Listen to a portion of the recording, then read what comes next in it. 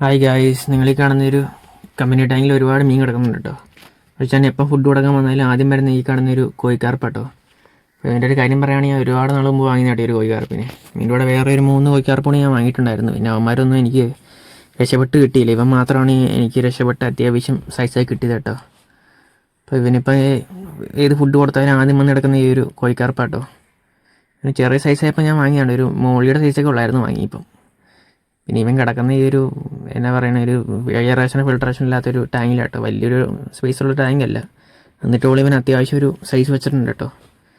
പിന്നെ ഇതൊരു Indian കോഴിക്കാർപ്പാട്ടോ. Japanese കോഴിക്കാർപ്പാണെങ്കിലാണ് വലിയ ഒരു ജംബോ സൈസ് വെക്കുന്നത് കേട്ടോ. ഇത് പിന്നെ ഒരു ഭയങ്കര ഒരു വലിയ സൈസ് വെക്കുക, എന്തായാലും സൈസ് വെക്കും കേട്ടോ. നമ്മൾ നാച്ചുറൽ പോണ്ടിലൊക്കെ ഇടുവാണെങ്കിൽ നല്ലപോലെ സൈസ് കുറഞ്ഞൊരു വെറൈറ്റി ആട്ടോ ഈ കോഴിക്കാർപ്പ് എന്ന് പറഞ്ഞിട്ടുണ്ടെങ്കിൽ. നമുക്ക് ഇവനെ പിടിച്ച് ഇനിയിപ്പോൾ ആ ടാങ്കിൽ തന്നെ വിടാം. ജസ്റ്റ് ഒന്ന് നിങ്ങളെ കാണിക്കാൻ വേണ്ടിയിട്ടാണ് ഒന്ന് പിടിച്ച് ബക്കറ്റ് ഇട്ടത്. അത്യാവശ്യം സൈസൊക്കെ ആയിട്ടുണ്ട് ആൾ. പിന്നെ ഇതുപോലുള്ള വീഡിയോസ് കാണാൻ വേണ്ടി നമ്മുടെ ചാനലൊന്ന് മാക്സിമം സപ്പോർട്ട് ചെയ്യുക. Okay, by.